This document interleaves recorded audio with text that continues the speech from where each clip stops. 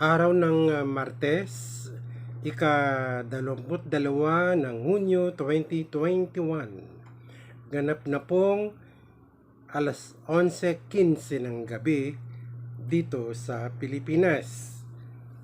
Sumaatin nawa ang kapayapaan. Binabati ko po ang lahat ng nakatunghay ngayon saan man kayong sulok ng mundo sa ilalim ng sikat ng araw. Muli, welcome sa ating YouTube Sanep channel na ang ibig pong sabihin ng Sanep sa ngayon lamang bumisita sa channel na ito: Spiritual Unifier, Neutralizer,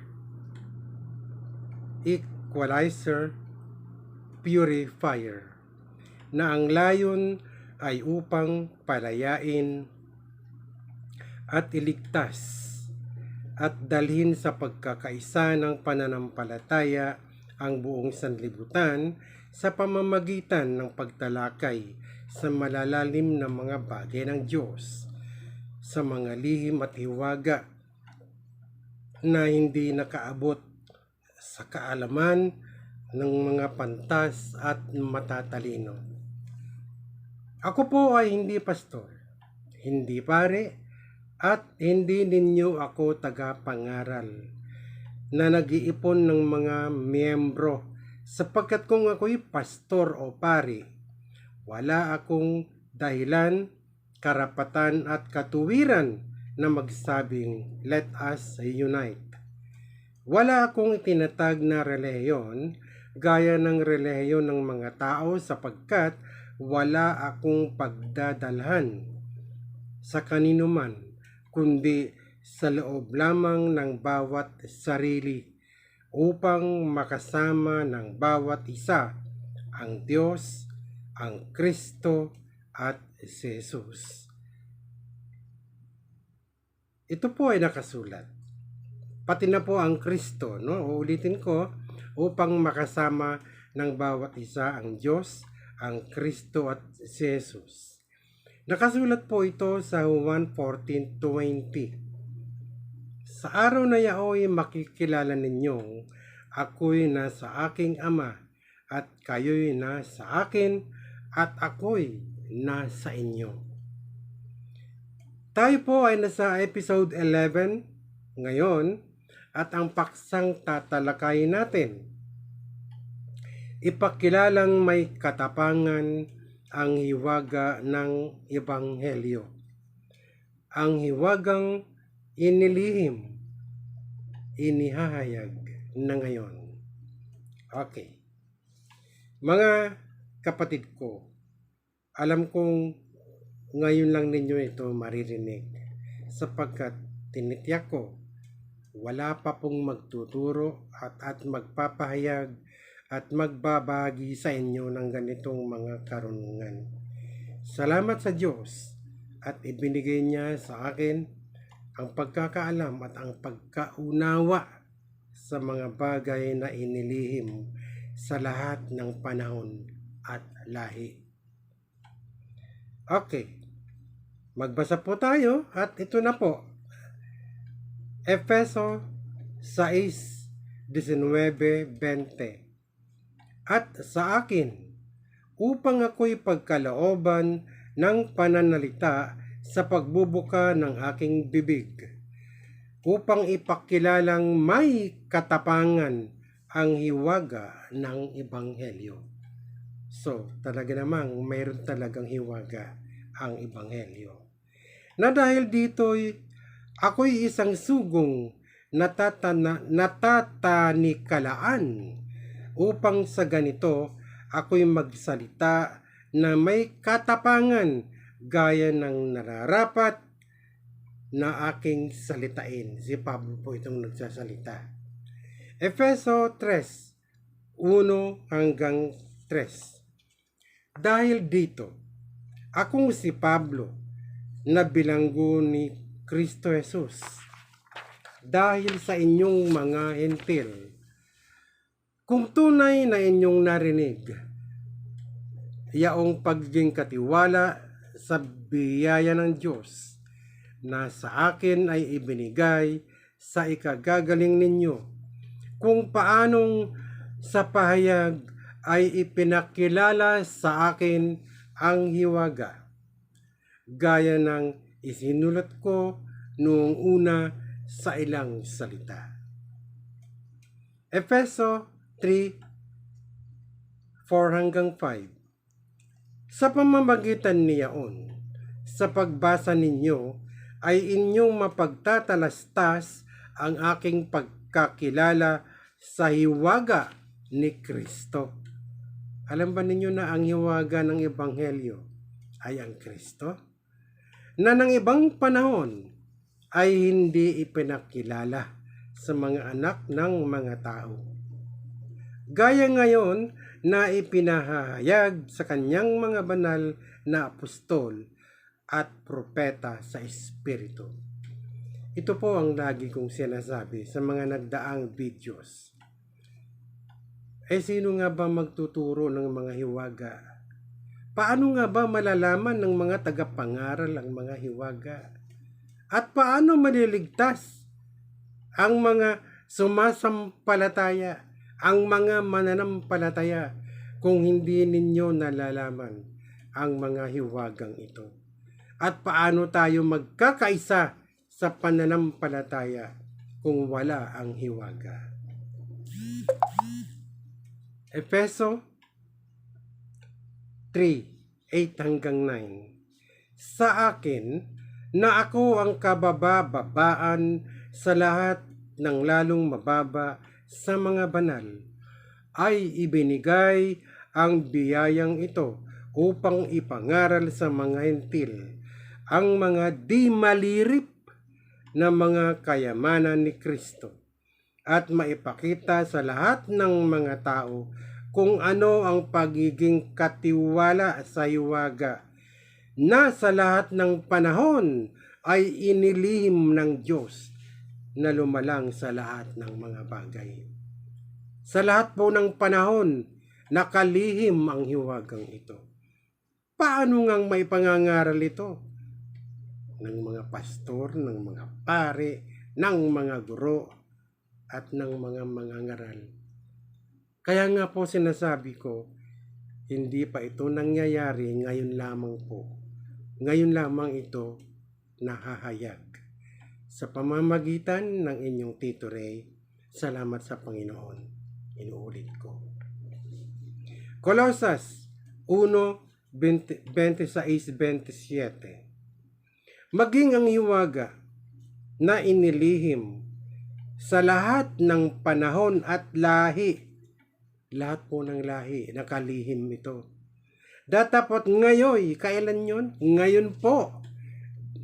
Sa pamamagitan ng Sanep Channel. Ngayon, ay ipinahayag sa kanyang mga banal na sa kanila'y minagaling ng Diyos na ipakilala kung ano ang mga kayamanan ng kaluwalhatian ng hiwagang ito sa gitna ng mga hentil, na ito'y si Kristo na nasa inyo na pag-asa ninyo sa kaluwalhatian. Kaya nga po pag pinag-usapan ang Ebanghelyo, ang hiwagang yan ay walang iba kundi si Kristo. Paano kayo maliligtas kung hindi niyo ito naiintindihan? Colosas 1:28.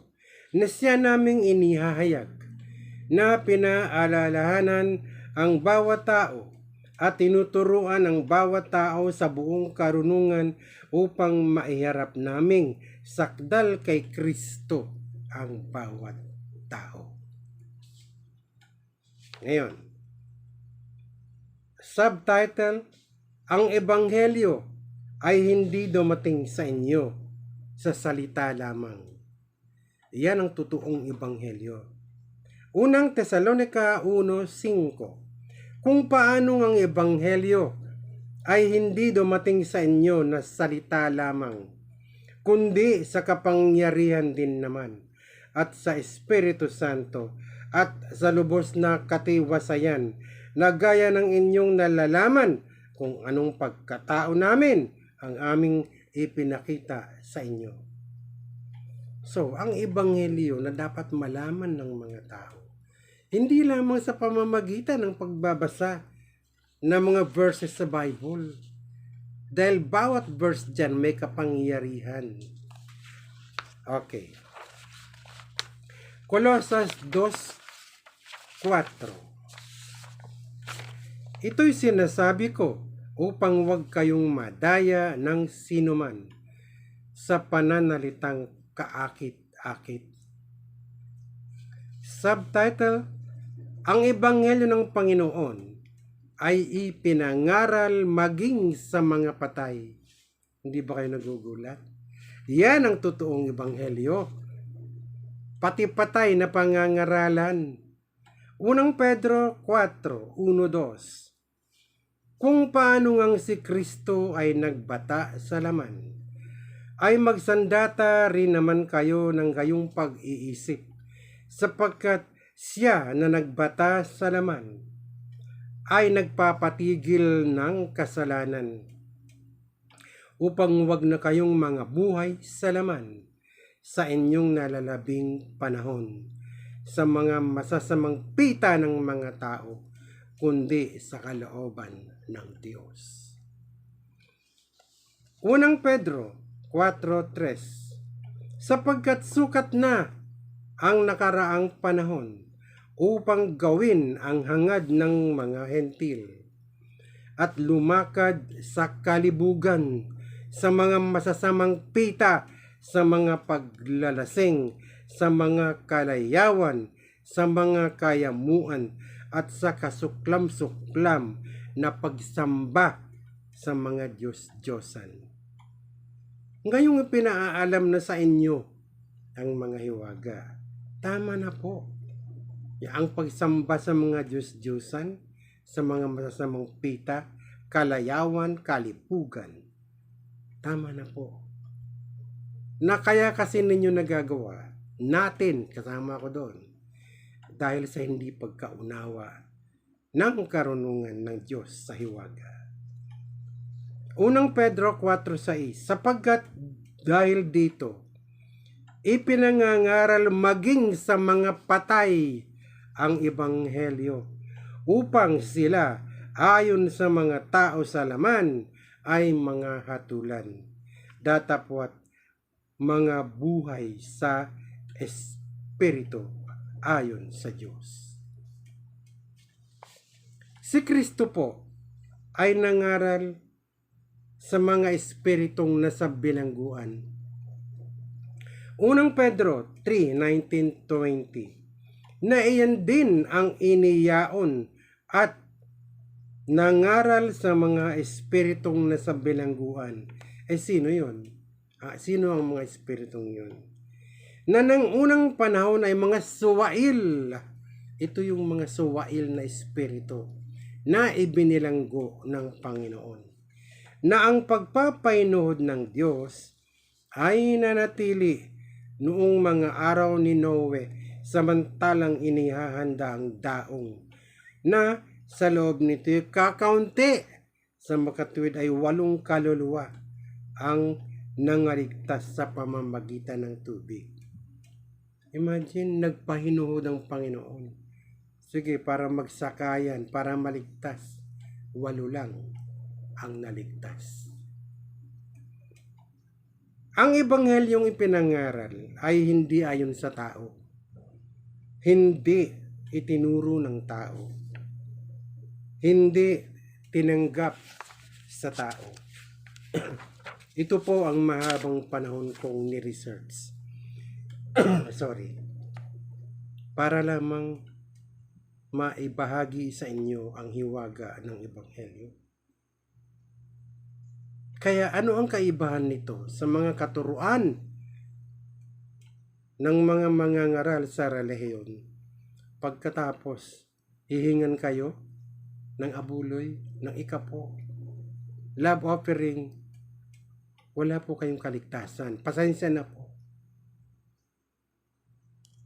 Galatia 1:7 hanggang 9. Na ito'y hindi ebanghelyo, kundi merong ilan na sa inyo'y nagsisiligalig at nangag-iibig na pasamain ang ebanghelyo ni Kristo.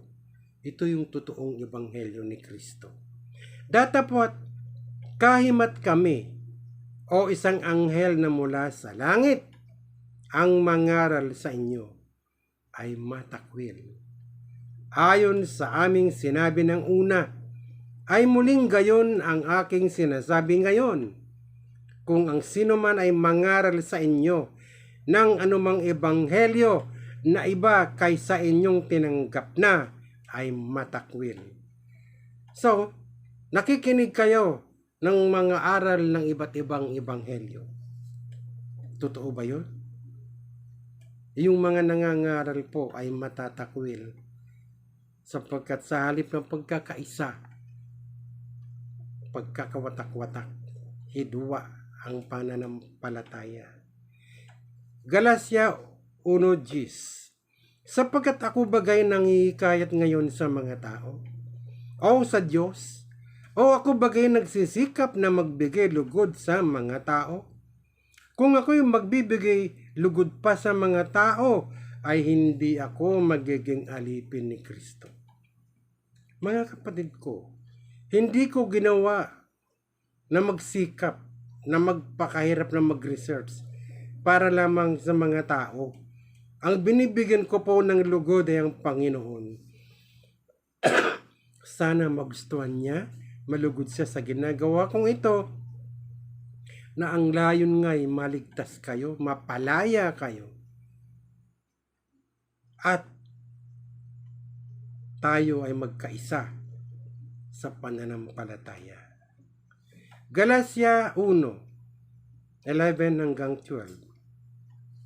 Sapagkat aking ipinatatalastas sa inyo mga kapatid tungkol sa ebanghelyo na aking ipinangaral, na ito'y hindi ayon sa tao, sapagkat hindi ko tinanggap ito sa tao, ni itinuro man sa akin, kundi aking tinanggap sa pamamagitan ng pahayag ni Jesucristo.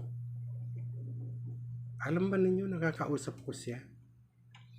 Sa simula pa lang sinabi ko na sa inyo, nakasulat, 1:14-20, magkasakasama na tayo. Diyos, Kristo at Jesus sa loob ng ating katawan. Another topic, ang ebanghelyo ay aral ng katotohanan para sa kaligtasan.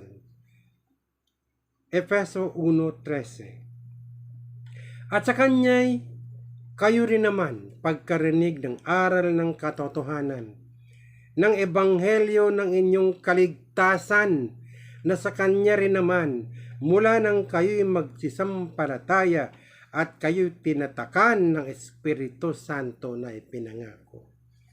So, ang ebanghelyo pong ito'y naiiba, dito kayo maliligtas. Kaya nga puro hiwaga ito eh. Okay. Ipinanganak kayo sa pamamagitan ng ebanghelyo. Unang Korinto 4:15, sapagkat bagamat magkaroon kayo ng 10,000 mga guro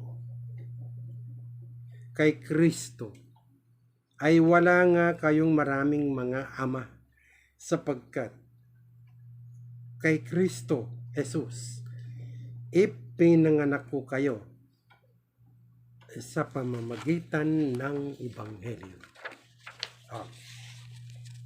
Ang ebanghelyo ay hindi sa mga salitang panghikayat, kundi sa patotoo ng Espiritu. Kaya sinasabi ko po, ginagawa ko ito hindi para hikayatin kayo. Ang hinihikayat ko ay ang Diyos. Nakasulat, unang Korinto 2:1. At ako mga kapatid, nang pumarian sa inyo, ay hindi ako napariyan na may kagalingan sa pananalita o sa karunungan na nagbabalita sa inyo ng patotoo ng Diyos. At ang aking pananalita at ang aking pangangaral ay hindi sa mga salitang panghikayat, ng karunungan, kundi sa patutuo ng Espiritu, at ng karunungan ng mga tao, kundi sa kapangyarihan ng Diyos. Ngayon, bukod na ipinaliliwanag ni Jesus sa mga alagad ang lahat ng mga bagay. Mateo 13:34-35. Lahat ng mga bagay na ito ay sinabi ni Jesus sa mga karamihan, sa mga talinghaga. At kung hindi sa talinghaga, ay hindi niya sila kinakausap upang matupad ang salita sa pamamagitan ng propeta na nagsasabi, bubukhin ko ang aking bibig sa mga talinghaga. Sasaysayin ko ang mga natatagong bagay, buhat ng itatagang sanlibutan. Marcos 4:33-34. At sa pamamagitan ng gayong maraming talinghaga, ay sinasaysay niya sa kanilang salita ayon sa makakaya ng kanilang pakinig, at hindi sila kinakausap kundi sa talinghaga. Datapot sa kanyang sariling mga alagad ay bukod na ipinaliliwanag ang lahat ng mga bagay. Yan po ang kaibahan, mga kapatid ko. Kinakausap ni Jesus ng bukod ang kanyang mga alagad. Galatia 2:2. At ako'y umahon dahil sa pahayag, at isinaysay ko sa harapan nila ang ebanghelyo na aking ipinangaral sa gitna ng mga hintil, datapwat sa harapan ng mga may dangal ay sa lihim. So marami pa kayong hindi alam. Maging ang inyong mga tagapagturo, maraming hindi alam, sapagkat ipinangangaral ito sa lihim. Okay? Baka sa anumang paraan, ako'y tatakbo o tumakbo ng walang kabuluhan. Ngayon, ano ang aking gantimpala kung ipangaral ko ang ebanghelyo nang walang bayad? Ako bagay nagkakasala sa pagpapakababa sa aking sarili upang kayo'y mga taas dahil sa ipinangangaral ko sa inyo nang walang bayad ang ebanghelyo ng Diyos. Wala po talagang bayad ito. Kaya mapalad po kayo, mga kapatid ko. Ano kaya ang aking gantimpala? Na pagka ipinangaral ko ang ebanghelyo, ay ang ebanghelyo ay maging walang bayad, upang wag kong gamiting lubos ang aking karapatan sa ebanghelyo. Unang Korinto 9:16-17. Sapagkat kung ipinangangaral ko ang ebanghelyo, ay wala akong sukat ipagmapuri, sapagkat ang pangangailangan ay iniatang sa akin. Naniniwala ako na iniatang ng Diyos sa akin ang ipahayag sa inyo ang mga hiwaga. Sapagkat sa aba ko kung hindi ko ipangaral ang ebanghelyo, sapagkat kung ito'y gawin ko sa aking sariling kalooban, ay may gantimpala ako. Ngunit kung hindi sa aking sariling kalooban, ay mayroon akong isang pamamahala na ipinagkatiwala sa akin. Mga kapatid ko, mahaba-haba pa sana, pero napakahirap po kasing mag-upload. Hanggang ngayon, hindi pa po ako nakakaipon ng mga subscribers para po ma-qualify sa YouTube channel, no? Na makapagpahayag ako ng diretso ng live. Tulungan ninyo po ako, mag-subscribe po kayo, mag-follow po kayo, pakishare po ito.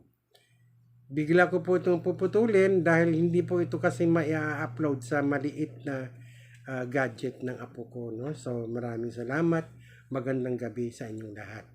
Ito po ang inyong Tito Ray Grande. Hanggang sa muli.